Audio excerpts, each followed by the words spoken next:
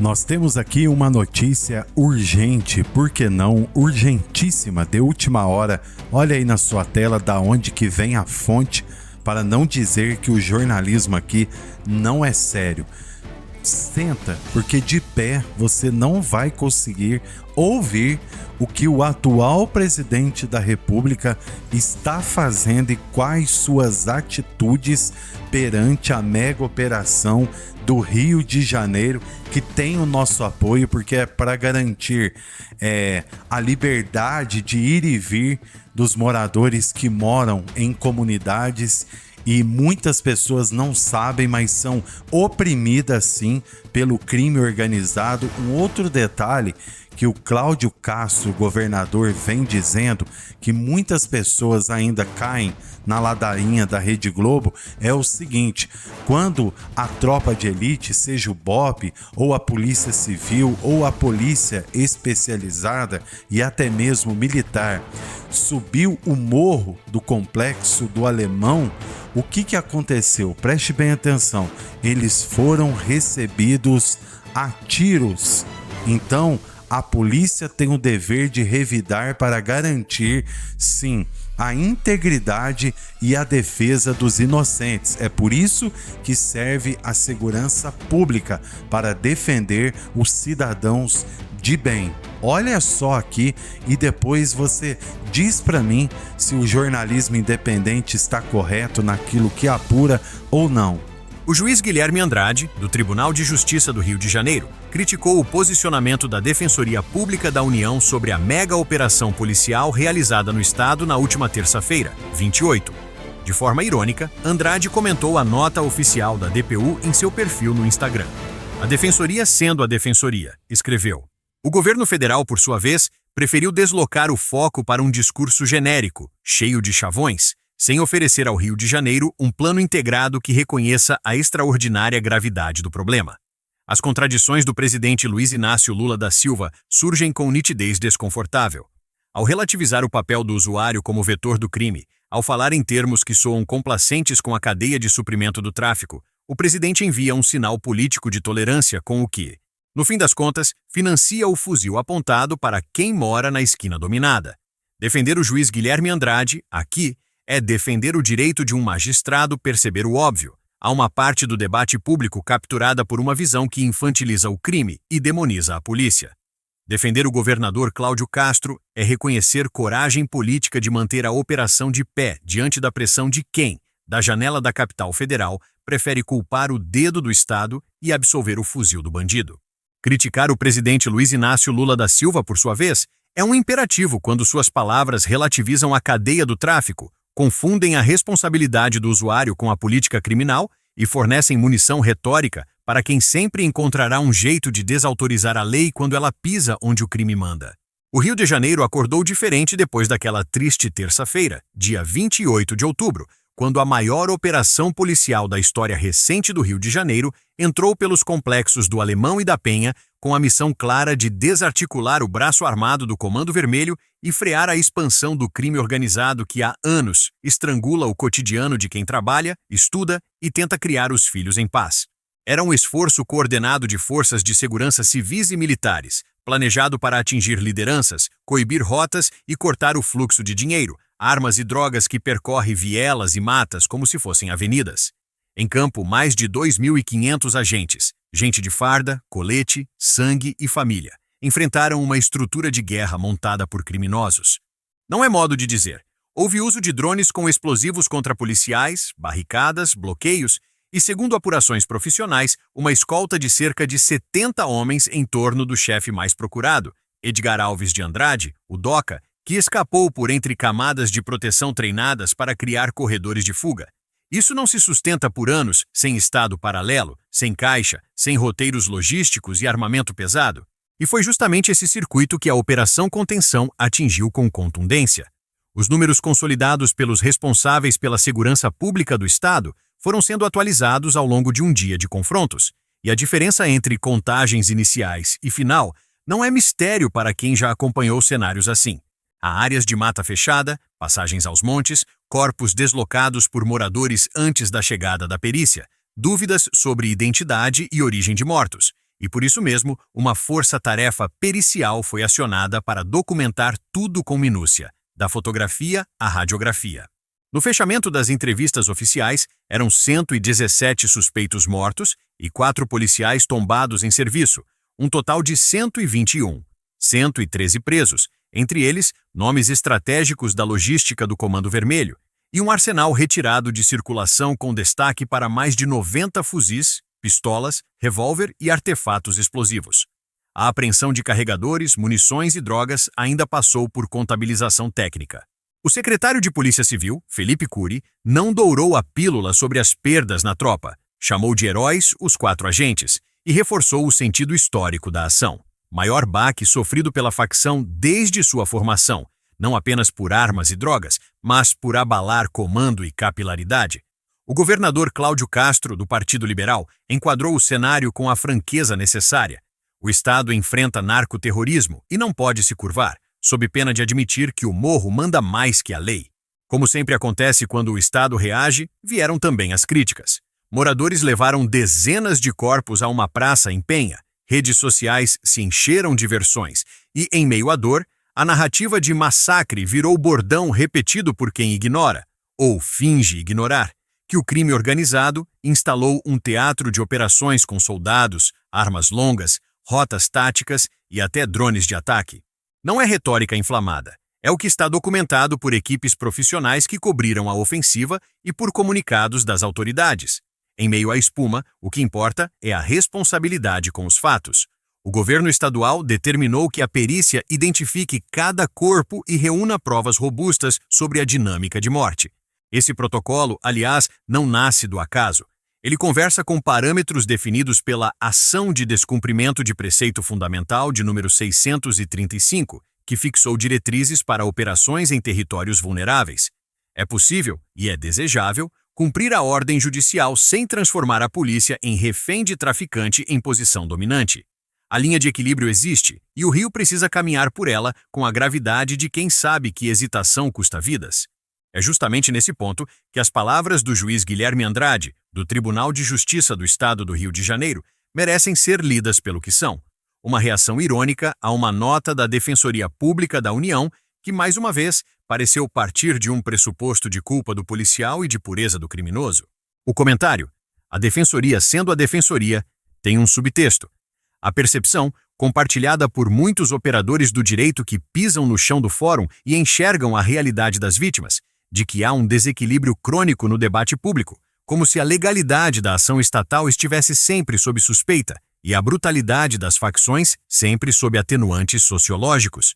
Defender o magistrado aqui não é abraçar truculência, é reconhecer independência crítica e afirmar que ironia direcionada a uma instituição não é crime de opinião, é liberdade de expressão dentro dos limites da civilidade. Se há discordância técnica, que se argumente nos autos e nos fóruns próprios, sem a tentativa de deslegitimar, de cara, o esforço coordenado do Estado para salvar gente inocente da tirania do tráfico. E, sim, o governador Cláudio Castro tem sido alvo de uma máquina de narrativas que tenta reduzir uma operação inédita a cálculo eleitoral, como se o problema do Rio fosse propaganda e não a geografia do terror que aprisiona comunidades inteiras. A exigência de esclarecimentos por parte do judiciário é própria da democracia e foi acolhida. O governo não se furtou a entregar dados, cronogramas, mapas, ordens judiciais cumpridas. Mas há uma diferença entre exigir transparência e sabotar a autoridade policial por reflexo ideológico. A reação madura é cobrar, auditar e, ao mesmo tempo, entender que não se constrói segurança pública essencialmente com adjetivos. Constrói-se com planejamentos como o que mobilizou 2.500 agentes, blindados, helicópteros, inteligência e tecnologia para cercar lideranças, cumprir mandados e apreender armamento. Constrói-se quando se coloca atrás das grades operadores financeiros, como Nicolas Fernandes Soares, e quadros da hierarquia criminosa, como Tiago do Nascimento Mendes, o Belão do Quitungo, apontado como braço direito de uma chefia. Constrói-se quando se reconhece falhas, como a não captura de DOCA, e se redireciona o esforço com recompensa pública e integração com outros estados, admitindo que parte dos presos veio de fora e que a facção tenta pulverizar seu comando pelo país. Nesse retrato, as contradições do presidente Luiz Inácio Lula da Silva surgem com nitidez desconfortável. Ao relativizar o papel do usuário como vetor do crime, ao falar em termos que soam complacentes com a cadeia de suprimento do tráfico, o presidente envia um sinal político de tolerância com o que, no fim das contas, financia o fuzil apontado para a cabeça de quem mora na esquina dominada. Não se trata de demonizar dependentes. Política séria para drogas é saúde, prevenção, repressão ao grande distribuidor e responsabilização efetiva para quebrar a demanda que dá fôlego ao atacado. Mas quando o líder do executivo naturaliza a ideia de que traficante é vítima do usuário, ele inverte a seta moral e confunde a opinião pública, como se o Estado que reage fosse o agressor e a quadrilha armada, uma consequência quase romântica da desigualdade. A desigualdade é um drama brasileiro. O Comando Vermelho é uma organização criminosa com métodos de guerra e lucro bilionário. Misturar as coisas não ajuda quem mais sofre. O morador trabalhador, a mãe com medo de bala, a criança que estuda com a escola fechada por ordem de bandido. A discussão jurídica em torno da ação de descumprimento de preceito fundamental das favelas, que estabeleceu condicionantes para as incursões, é legítima e necessária. Ninguém que defenda lei e ordem gosta de polícia fora da lei. O ponto é, a operação em pauta exibiu ponto a ponto elementos de cumprimento desses condicionantes naquilo que é possível em ambiente de combate real, mandados autorizados, foco em alvos previamente identificados, acionamento de perícia e comunicação institucional contínua sobre os resultados. O que se pede de quem critica é a honestidade intelectual de reconhecer que há um adversário com tática assimétrica, com zonas de mata e corredores de fuga, com drones artesanais, com recursos para comprar silêncio e coagir testemunhas. Fiscalizar a ação estatal é função da Defensoria Pública da União e de quem mais se disponha. Criminalizar a presença do Estado é abandonar a população ao governo das armas clandestinas. A Defensoria Pública do Estado do Rio de Janeiro, em paralelo, apresentou sua própria contagem de mortos, superior à oficial, sustentando que o governo só contabiliza encaminhamentos ao Instituto Médico Legal. É bom que esse contraste exista e seja resolvido com técnica forense, e não com palanque. Ao longo da quarta-feira, dia 29 de outubro, quando o dia clareou sobre a Serra da Misericórdia e sobre a Praça São Lucas, em Penha, as imagens do bojo da operação foram se completando. Corpos resgatados de área de mata densa, famílias procurando reconhecimentos, peritos recolhendo vestígios, policiais relatando resistência armada em pontos altos, fuzis alinhados para contagem, munição, carregadores, explosivos improvisados. O secretário Felipe Cury, diante das câmeras, relatou que parte dos mortos em área de mata aparecia sem os equipamentos táticos utilizados no confronto, o que precisa ser investigado como possível manipulação de cena, o tipo de interferência que exige ainda mais cuidado de quem apura e mais cautela de quem comenta. Também houve a admissão de um problema prático. Câmeras corporais podem não ter captado todos os embates por exaustão de bateria, numa jornada que superou a rotina de muitas outras operações. É um dado que precisa virar investimento, protocolo, cronograma. Segurança pública séria não é improviso permanente, é ciclo de melhoria contínua. O governo federal, por sua vez, preferiu deslocar o foco para um discurso genérico, cheio de chavões, sem oferecer ao Rio de Janeiro um plano integrado que reconheça a extraordinária gravidade do problema. Fez falta a presença ativa, desarmada de preconceitos, para somar inteligência, fronteira, receita, Polícia Federal, enfim, a musculatura da União, em vez do sobrevoo moralista de quem julga de longe. O presidente, quando revive o clichê segundo o qual a polícia é a origem da violência, faz política fácil e entrega pouco a quem precisa de proteção concreta. É legítimo que se investigue cada morte. É necessário que se proteja cada policial que cumpre a lei. É urgente que se dê respaldo a quem está disposto a enfrentar quadrilhas que atiram granadas de drone contra servidores públicos. Há quem tente vender a fantasia de que operações assim são espetáculo. Quem sustenta essa tese não caminhou com um policial por um beco escuro, não entendeu o que significa enfrentar uma organização com hierarquia militarizada, com células em estados diferentes, com capacidade de deslocar seus comandantes e com um aparato de proteção com dezenas de soldados, como no caso de Doca. Também não atendeu o telefone de uma mãe que perdeu o filho para o recrutamento do tráfico. Combatê-lo não é apenas trocar tiro, é quebrar a economia do crime, desmontar operadores financeiros, encurralar a logística, prender chefes intermediários, recompor o território da lei passo a passo, e sim, comunicar à população que o Estado segue presente no dia seguinte. Esse foi o ponto sublinhado quando lideranças do Executivo Estadual ressaltaram que a contenção não foi ato isolado, mas parte de uma estratégia que inclui mandados, inteligência e continuidade. Defender o juiz Guilherme Andrade, aqui, é defender o direito de um magistrado perceber o óbvio. Há uma parte do debate público capturada por uma visão que infantiliza o crime e demoniza a polícia. Defender o governador Cláudio Castro é reconhecer coragem política de manter a operação de pé diante da pressão de quem, da janela da capital federal, prefere culpar o dedo do Estado e absolver o fuzil do bandido. Criticar o presidente Luiz Inácio Lula da Silva, por sua vez, é um imperativo quando suas palavras relativizam a cadeia do tráfico, confundem a responsabilidade do usuário com a política criminal e fornecem munição retórica para quem sempre encontrará um jeito de desautorizar a lei quando ela pisa onde o crime manda. O Rio de Janeiro precisa, ao mesmo tempo, de polícia eficiente, de política social robusta, de escola aberta, de iluminação pública e de asfalto na viela. Mas nenhuma dessas coisas floresce sob a tirania da facção. Antes de qualquer programa, é preciso devolver ao cidadão comum o direito básico de abrir as janelas sem medo. No fim do dia, quando se apagam as luzes do estúdio e sobram o silêncio e os números, o que se impõe é um compromisso.